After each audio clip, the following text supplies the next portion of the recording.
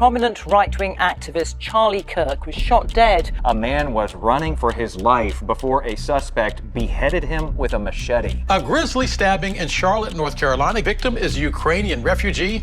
The suspect is an ex-con. बीते एक हफ्ते में अमेरिका में जो कुछ भी हुआ है उसने अमेरिकन पॉलिटिक्स को हिलाकर रख दिया है। सबसे पहले बुधवार को मशहूर right wing activist president Donald Trump के करीबी चार्ली कर्क को एक यूनिवर्सिटी इवेंट के दौरान गोली मारकर उनकी हत्या कर दी जाती है।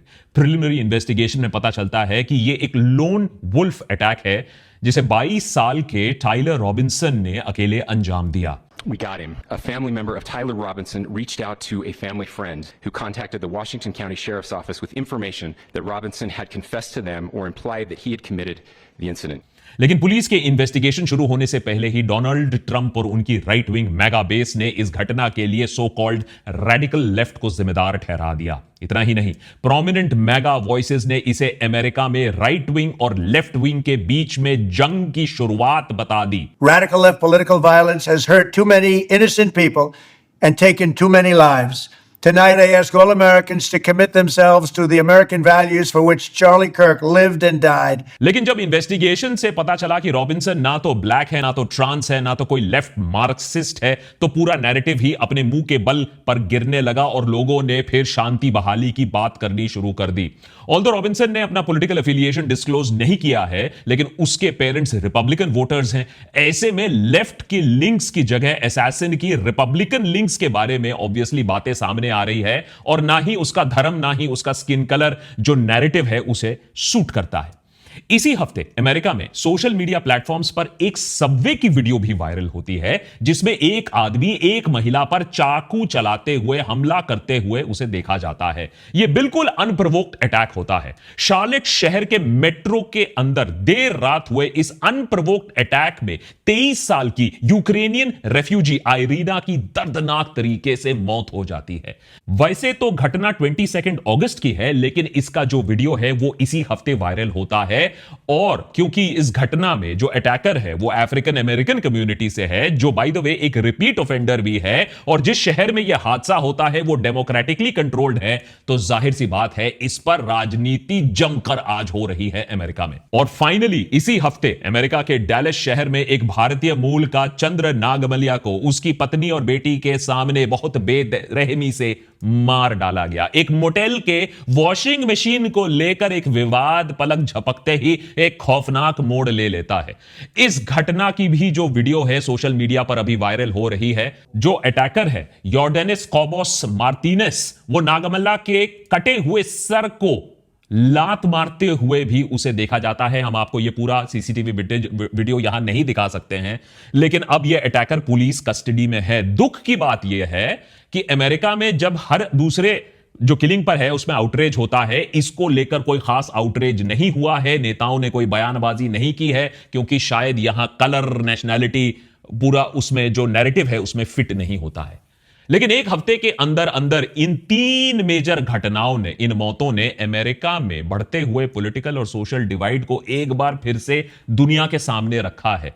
जहां चार्ली कर्क के केस में अमेरिका में बढ़ रहे पॉलिटिकल वायलेंस वो उजागर होता है, वहीं सबवे स्टैबिंग में अमेरिका के सोसाइटी में जो गहरा रेशियल डिवाइड है वो हमें साफ दिखने को लगता है, जो स्प्लिट वाइड ओपन है अमेरिका। और फाइनली नागमल्ला के केस में जो अमेरिकन सोसाइटी में इमिग्रेंट्स, खासकर कि अब इंडियंस के अगेंस्ट जो बढ़ रहे हेट क्राइम्स हैं, उसके बारे में हमें बात करना ही होगा। अब हम मजबूर हो रहे हैं। ये तीनों इंसिडेंट्स दिखाते हैं अमेरिका में कैसे एक्सट्रीमिज्म, रेसिज्म, जेनोफोबिया और पॉलिटिकल वायलेंस का आज वो एक गढ़ बन रहा है। अमेरिका की यह हालत दोनों पार्टीज ने की है। एक तरफ लेफ्ट वोक डेमोक्रेटिक साइड, उन पर यह इल्जाम लगता है कि उन्होंने इलीगल इमिग्रेशन को बढ़ावा दिया है, जेंडर राइट्स को हद से ज्यादा इंपॉर्टेंस दी है, डाइवर्सिटी के नाम पर व्हाइट्स को चुप कराने की कोशिश की है, और लैक ऑफ लीडरशिप और विजन की वजह से कोई क्लियर डायरेक्शन अमेरिका को वो दे नहीं पाए।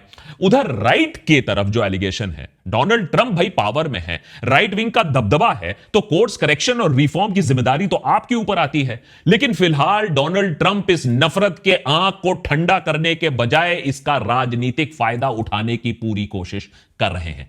देशभक्त के आज के एपिसोड में इन तीनों इंसिडेंट्स को थोड़ा करीब से देखेंगे, अमेरिका का बंटवारा कैसे हो रहा है उसे समझने की कोशिश करेंगे, साथ ही साथ वहां की सरकार इस सिचुएशन से डील करने के लिए क्या मेजर्स ला रही है उस पर भी थोड़ा सा नजर डालेंगे, और फाइनली एक एस्पिरेशनल ग्लोबल पावर के तौर पर भारत को क्या सीख लेनी चाहिए अमेरिका की गलतियों से, यह जानने की कोशिश करेंगे। 10 सितंबर को चार्ली कर्क यूटाह वैली यूनिवर्सिटी में एक अमेरिकन कमबैक टूर पर थे। इस इवेंट में वो कॉलेज के ओपन कोर्टयार्ड में लगभग 3000 लोगों के साथ एक क्वेश्चन आंसर सेशन कंडक्ट कर रहे थे। इसी बीच एक पार्टिसिपेंट ने उन्हें अमेरिका में गन वायलेंस पर एक सवाल पूछा, लेकिन इससे पहले कि कर्क अपना जवाब पूरा दे पाते, कोर्टयार्ड के सामने वाली बिल्डिंग से किसी ने वहां के छत से एक गोली चला दी। ये गोली सीधा जाकर कर्क के गले पर लगती है और इससे उनकी मौत हो जाती है। कॉलेज कैंपस में एकदम से पैनिक और केओस फैल जाता है और किसी के बीच शूटर वहां मौके से फरार हो जाता है। इस हाई प्रोफाइल असैसिनेशन ने पहले से ही बटे हुए अमेरिकन सोसाइटी को और भी ज्यादा पोलराइज कर दिया। अब इसमें कोई शक नहीं है कि एक हाईली स्पेसिफिक, एक टारगेटेड अटैक था। जो अटैकर था वो चार्ली कर्क को मारने के लिए आया था, और क्योंकि कर्क एक प्रोमिनेंट पॉलिटिकल एक्टिविस्ट था तो ये क्रिस्टल क्लियर पॉलिटिकली मोटिवेटेड एक हमला था, असैसिनेशन था। लेकिन सवाल यह है कि अटैक आखिर ऐसे किसने और क्यों करवाया होगा। रिपब्लिकन्स और राइट विंग्स ने बिना समय व्यर्थ किए इस पूरे मामले में डेमोक्रेट्स और रेडिकल लेफ्ट विंग को ब्लेम कर दिया।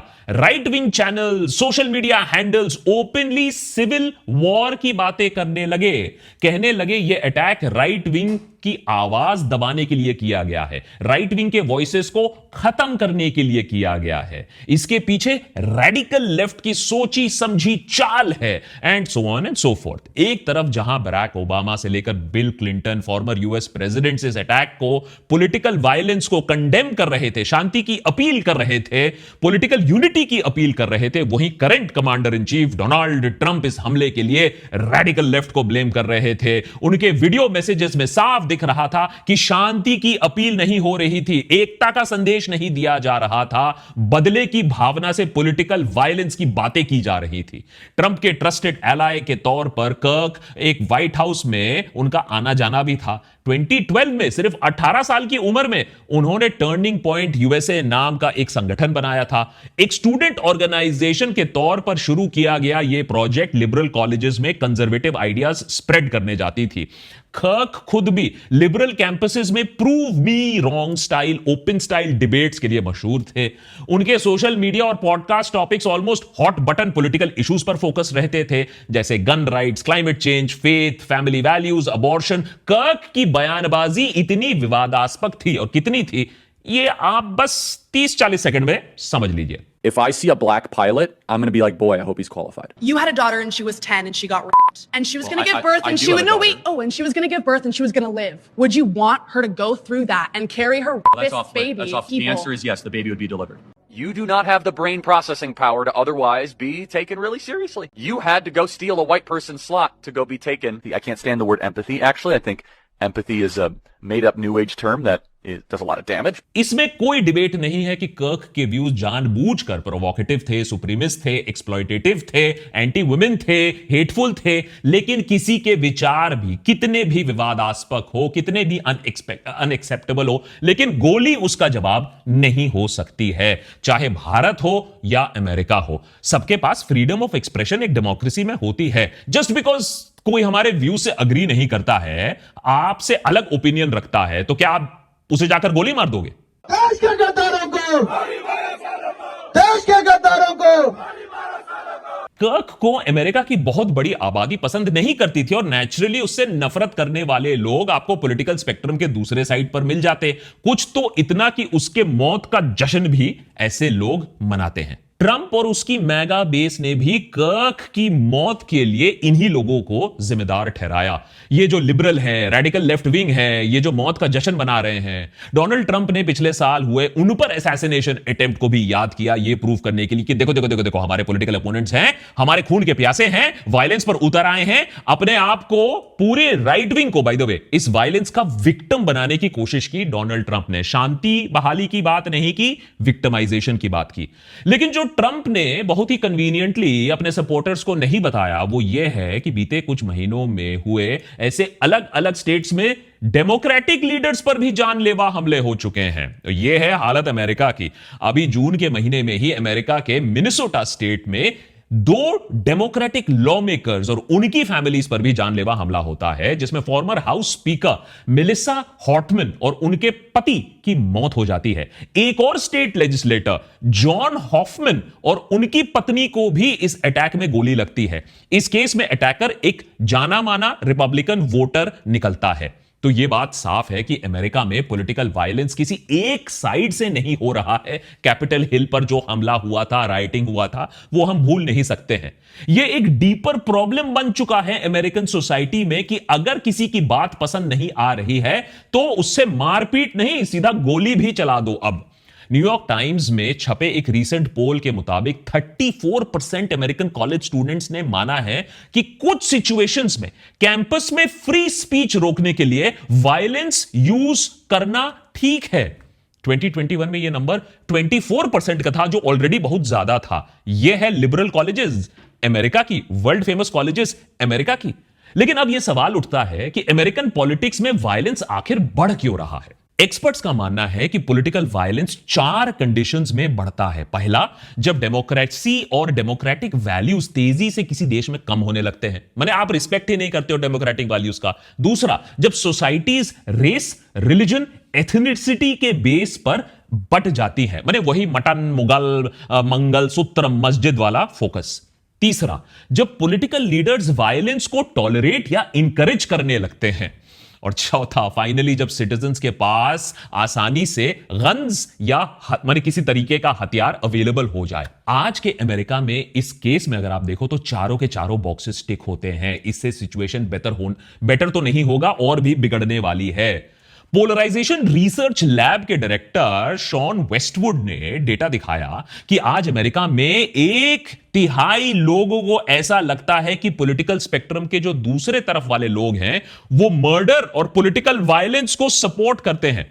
अब ऐसा है नहीं, लेकिन यह बस दिखाता है कि परसेप्शन जो है लोगों के दिमाग में जो बैठा हुआ है कि वो देखते हैं कि भाई जो दूसरे तरफ का अंधा है वो खून का प्यासा है। Social media, fake news, conspiracy theories और मिस इंफॉर्मेशन जनता में यह मिसकंसेप्शन और फैलाता है और गहरा कर देता है। डर का माहौल बन जाता है जिसे नेतागण अच्छे तरीके से एक्सप्लॉइट करते हैं। यूनिवर्सल फिनोमिना है ये डर का माहौल पहले से ही अनस्टेबल और एंटी सोशल लोगों के लिए वायलेंस पर उतरने के लिए एक जस्टिफिकेशन बन जाता है। अब उसको पर्सनल रेज को ना, जो उसका अपना गुस्सा है, फ्रस्ट्रेशन है, उसे एक पब्लिक जस्टिफिकेशन मिल जाता है कि यार बड़े बड़े लोग इतनी वायलेंस की बातें कर रहे हैं, हम ये काम कर देते हैं, हम ट्रिगर चला देते हैं। उसे लगता है कि वो वायलेंस पर उतरकर किसी लीडर को मारकर वो एक्चुअली समाज सेवा ही कर रहा है, लेकिन वो राजनीति का शिकार हो चुका है। यह बात उसे समझ में नहीं आती है। कर्क के मौत से अमेरिका एक टर्निंग पॉइंट पर आ चुका है, जहां राइट विंग पॉलिटिक्स और भी कट्टर और भी निडर हो जाएगा। और यह इंडियंस के लिए भी खतरे की बात है। अभी समझाता हूं कैसे। ऑलमोस्ट इसी लेफ्ट वर्सेस राइट के पैटर्न को फॉलो करता है अमेरिका का रेशियल वायलेंस और हेट क्राइम। अमेरिका में हेट क्राइम्स दशकों से ही एक बड़ी समस्या रही है। बीते 2-3 सालों में तो अमेरिका में रेशियल वायलेंस और हेट क्राइम अपने चरम पर पहुंच चुकी है। हर साल 11 से 12 हजार हेट क्राइम के इंसिडेंट सामने आते हैं, जिसमें 30% से करीबन तो आप लगा लीजिए अफ्रीकन अमेरिकन के खिलाफ होते हैं, 10% करीब व्हाइट्स के खिलाफ होते हैं। इसमें गन वायलेंस से लेकर आर्सन, इंटिमिडेशन जैसे क्राइम शामिल है। कोविड पैंडेमिक के टाइम पर जॉर्ज फ्लॉयड, अगर आपको याद है, उसकी मौत के बाद अमेरिका में एक भर भर कर रेस और एथनिसिटी बेस्ड क्राइम पर बातचीत होने लगी, प्रोटेस्ट होने लगा, इंट्रोस्पेक्शन होने लगा। इसे कंट्रोल करने के लिए, इस क्राइम को कंट्रोल करने के लिए बाइडेन एडमिनिस्ट्रेशन ने कुछ स्टेप्स लिए थे, कुछ पॉजिटिव मैसेजिंग करने की कोशिश की थी। इससे हेट क्राइम थोड़ा सा कम हुआ, लेकिन फिर भी आप लगा लीजिए 10-11 हजार केसेस आते रहे। अब ट्रंप एडमिनिस्ट्रेशन आने के बाद DEI यानी डाइवर्सिटी, इक्विटी और इंक्लूजन पॉलिसीज को खत्म ही कर दिया गया। माने एक ओपन मैसेज दिया गया कि ब्लैक्स या किसी भी रेशियल माइनॉरिटी के लिए कोई भी स्पेशल प्रिविलेजेस या कोई भी स्पेशल कंसिडरेशंस नहीं दी जाएंगी। इससे जो मैसेजिंग गया पूरे जनता में जो मैसेजिंग गया वो ये कि अगर आज तक कोई भी इंपॉर्टेंट पोजीशन पर कोई अफ्रीकन अमेरिकन, कोई एशियन, कोई रेशियल या सेक्सुअल माइनॉरिटी का बंदा या बंदी है तो वो वहां अपने टैलेंट पर नहीं, डीईआई पॉलिसीज पर आई है। माने कोटा के वजह से आप ऊपर चले हो, व्हाइट्स को दबाकर ऊपर आए हो। ट्रंप के आते ही देश के आर्म्ड फोर्सेस में डाइवर्सिटी हायरिंग बंद कर दी गई। इनफैक्ट अब पूरे फेडरल गवर्नमेंट में सारे डीईआई प्रोग्राम्स को बंद कर दिया गया है। अब होता यह है कि online miss information, conspiracy theories, fake news के मदद से अब माहौल ऐसा बन गया है कि जो डीईआई का पूरा प्रोग्राम था वो रेशियल इक्वालिटी माने बराबरी का प्रोग्राम नहीं था, बल्कि ये एक डीवियस प्लान था, रेडिकल लेफ्ट का प्लान था, व्हाइट्स को खत्म करने के लिए, व्हाइट्स को दबाने के लिए। व्हाइट्स इसीलिए खतरे में आ गए थे। अब इस माहौल में जब शार्लेट सबवे मर्डर केस जैसा एक केस सामने आता है तो रिपब्लिकन लीडरशिप और पूरी मेगा बेस इस इंसिडेंट को ना एक रेस एंगल देती है। राइट विंग अकाउंट्स भर भर के इंडिकेट करने की कोशिश करते हैं कि ये जो अफ्रीकन अमेरिकन, ये जो खूनी है डी कार्लोस ब्राउन, एक रिपीट ऑफेंडर था। और आपको क्या पता है, इसे डीईआई कंसिडरेशंस के तहत आजाद छोड़ा गया था, जिसके बाद इसने खुलेआम एक और मर्डर कर दिया। तो गलती लेफ्ट की है, गलती लिबरल जजेस की है। अब अमेरिका में ब्लैक्स और क्राइम का जो एक रिश्ता है हमेशा से ही उन्हें जोड़कर देखा गया है। और आज भी अमेरिका के जेलों में अगर आप देखें, यह फैक्ट है कि आपको काफी ज्यादा अफ्रीकन अमेरिकन कम्युनिटी के लोग मिलेंगे। इसीलिए एक आम अमेरिकन के लिए ऐसे नैरेटिव पर यकीन करना कोई बड़ी बात नहीं है, उसे वो यकीन भी कर लेगा चाहे वो झूठ ही क्यों ना हो। ट्रंप की मेगा बेस इन्हीं एग्जिस्टिंग स्टीरियोटाइप्स को यूज करके फेक न्यूज और डिसओरिएंटेड इंफॉर्मेशन की मदद से जनता में डर फैला रही है। क्योंकि सच तो यह है कि जो शार्लेट सबवे का मर्डर अक्यूज्ड है डी कार्लोस ब्राउन, वो स्किज़ोफ्रेनिया का शिकार था और इससे पहले भी कई मेंटल कंडीशंस के वजह से उसके प्रोटेक्शन में जनवरी में फॉर एग्जांपल वो कोर्ट से रिलीज हो जाता है। अब रिलीज होना चाहिए था, नहीं होना चाहिए था, वो अलग डिबेट है, लेकिन डीईआई कंसिडरेशंस की वजह से किसी खूनी को रिलीज नहीं किया गया था कोर्ट से। लेकिन इतने डेंजरस पर्सन को खुले में छोड़ा क्यों? छोड़ना चाहिए था, शायद नहीं। लेकिन देखिए कैसे हाफ ट्रूथ से मिस इंफॉर्मेशन फैलाया जाता है, लोगों के अंदर डर बैठाया जाता है। पॉलिटिकल और रेशियल डिवाइड के तर्ज पर अमेरिका में नफरत की एक और नदी बह रही है और वो है जेनोफोबिया, मतलब फॉरेनर्स और इमिग्रेंट्स के प्रति डर और नफरत का माहौल। इसी पर्टिकुलर हेट स्ट्रीम के शिकार यूएस में रहने वाले इंडियंस भी हो रहे हैं, जिन्हें पहले यह सामना पहले नहीं करना पड़ता था, अब इंक्रीजिंगली बढ़ गया है। ऑल्दो इस एपिसोड की शुरुआत में ही हमने आपको बता दिया था कि चंद्रा नागमल्या इस केस में जिसके बारे में हमने बात की थी, वो कोई पर्टिकुलर हेट क्राइम उसमें इन्वॉल्व नहीं है। मतलब नागमल्या को सिर्फ इंडियन होने की वजह से टारगेट नहीं किया गया था, लेकिन उसकी मौत ओवरऑल यूनाइटेड स्टेट्स में इंडियंस के खिलाफ हो रहे वायलेंस को फिर से अनफॉर्चुनेटली उजागर करता है। फिर चाहे वो ट्रक चलाने वाला गलत टर्न लेने वाला बंदा हो, या फिर H1B वीजास को लेकर जो इशू बन रहा हो, या फिर इलीगल इमिग्रेंट्स को लेकर जो केस हो, यूएसए की जनता में स्पेशली सोशल मीडिया में भर भर कर आपको आज एंटी इंडिया सेंटिमेंट्स मिल जाएंगे। कुछ वैलिड कारण हैं और कुछ एकदम ही कॉन्स्ट्रक्टेड कारण हैं। राइट विंग ग्रुप्स कहते हैं कि इंडियंस H1B वीजास के थ्रू यूएसए की जॉब्स चुरा रहे हैं, वेलफेयर सिस्टम का मिसयूज कर रहे हैं, अपनी करी स्मेल के साथ अमेरिकन नेबरहुड को इन्वेड कर रहे हैं, अमेरिका के कल्चर को खराब कर रहे हैं। ऑल्दो यूएसए में इंडियन डायस्पोरा में बहुत बेशुमार पैसा है, they are the most successful community, लेकिन पॉलिटिकली वीक और अनऑर्गेनाइज्ड होने की वजह से इंडियंस एक यूनिफाइड स्टैंड नहीं ले पा रहे हैं, इन नैरेटिव्स को और हेट को चैलेंज नहीं कर पा रहे हैं। इस मामले में सीईओज, जो टॉप इंडियन सीईओज जिनके बारे में फॉरवर्ड्स हमारे अंकिल जी व्हाट्सएप पर करते रहते हैं, लेकिन असल में वो कम्युनिटी के लिए आवाज नहीं उठाते हैं, क्योंकि कहीं ना कहीं उन्हें भी डर है कि ट्रंप उन्हें देश से बाहर ना निकाल दे। इनफैक्ट विवेक रामास्वामी जैसे फेमस पॉलिटिशियंस भी, एफबीआई डायरेक्टर अगर आप कैश पटेल की भी बात करें, वो इंडियंस के बारे में ज्यादा चिंता ना करते हैं, उसके बारे में नहीं बोलते हैं। कैश ने तो कर्क की मौत के लिए आंसू बहा दिए, लेकिन नागमल्या के लिए एक बार ट्वीट तक नहीं किया, जबकि वो मौत और भी ज्यादा हॉरिफिक था, वो मर्डर और भी ज्यादा हॉरिफिक था, बिहेडिंग का केस है। ऐसे में इंडियंस के खिलाफ ऑनलाइन हेट अब धीरे धीरे रियल वायलेंस में बदल रहा है। अभी मई में 31 ईयर ओल्ड के अक्षय गुप्ता को ऐसे ही बिना प्रोवोकेशन के टेक्सास में चाकू मार दिया गया। इससे पहले इंडियन अमेरिकन फैमिली को, 3 लोगों को उनके घर में घुसकर मार दिया गया। उससे पहले भी बीते महीनों में कई केसेस आपके सामने आ चुके हैं जहां स्टूडेंट्स को बिना किसी क्लियर रीजन के टारगेट किया गया है। हैरानी की बात यह है कि पिछले 5 सालों में 100 से भी ज्यादा इंडियन स्टूडेंट्स अमेरिका में मारे गए हैं।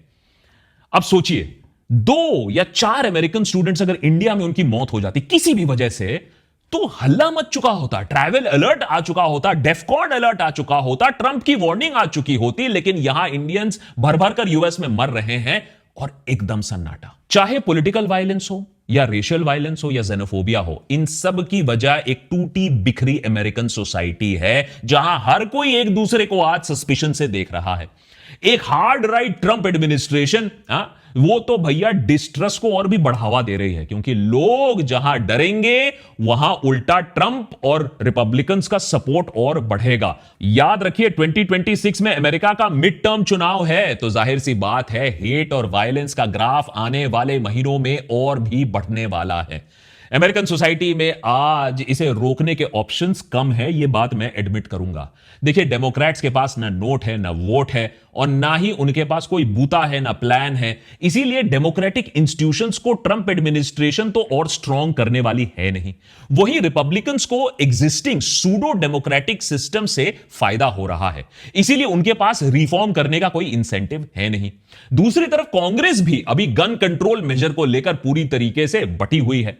लेकिन एक एवेन्यू है जहां हम चेंज की आशा कर सकते हैं। ये जो आज रेडिकलाइजेशन हो रहा है, ये जो रेडिकलाइजेशन का पाइपलाइन है, कुछ अमेरिकन टेक कंपनीज के हाथों में है, और ये लगभग अनरेगुलेटेड तरीके से हो रहा है। सारा hate, miss information, conspiracy theories यहीं से तो निकलती हैं। अगर आज भी American law makers conspiracy theories, disinformation और हेट को एम्पलीफाई करने वाले एल्गोरिथम्स को रोक दे, कंट्रोल कर दे, ऑफ कर दे, इन कंपनीज पर कुछ तरीके का प्रेशर बनाया जाए, तो कम से कम वायलेंट एक्सट्रीमिज्म के इस पाइपलाइन को रोका जा सकता है, कमजोर किया जा सकता है। दूसरा नॉन टेक सोल्यूशन है कि भाई अमेरिकन्स को इस बात को यह समझाया जाए कि हर सोसाइटी में rich, poor, developed, under developed, super developed, हर सोसाइटी में फॉल्ट लाइंस होते हैं। अब होता यह है कि ये जो नेता टाइप लोग होते हैं, इन फॉल्ट लाइंस को और बड़ा कर देते हैं, खींचते हैं और मुद्दों को ना लोगों को भटकाने की कोशिश करते हैं। जैसे कईयों का मानना है कि अमेरिका में एक रिसेशन स्लोडाउन आएगा, तो भैया फोकस कर लो H1B पर, इमिग्रेशन पर, रेस पर, इकोनॉमी पर फोकस मत करो। लेकिन सवाल तब भी घूम फिर कर आता है, चाहे वो अमेरिका हो या इंडिया हो, क्या कोई भी सरकार जो खुद ही नफरत और झूठे नैरेटिव्स के बेसिस पर चल रही हो, वो क्या कभी भी इसको रोकने के लिए कोई ऑनेस्ट स्टेप उठाएगा? जब एग्जिस्टिंग सोशल डिवाइड, चाहे वो धर्म के नाम पर हो, जाति के नाम पर हो, अरे भैया उसके सबसे जो बड़े बेनिफैक्टर्स होते हैं वो पॉलिटिशियंस हैं, तो इस प्रॉब्लम को वो डील करने के लिए कोई ऑनेस्ट एफर्ट तो नहीं लगाएंगे। तो ये जिम्मेदारी तो आप पर और हम पर ही पड़ती है ना, कि ये जो हेट नैरेटिव है उसे हम रिजेक्ट करें। वोटर्स को ही ये नफरत फैलाने वाले फोर्सेस को रिजेक्ट करना होगा, चाहे वो हार्ड राइट हो, हार्ड लेफ्ट हो। वी द पीपल, हमें ही बोथ को रिजेक्ट करना होगा। अगर ऐसा किया तो नेता टाइप लोगों की जिंदगी हराम हो जाएगी, क्योंकि फिर उन्हें असली मुद्दों पर काम करना होगा। बहुत मुश्किल का काम होता है वो।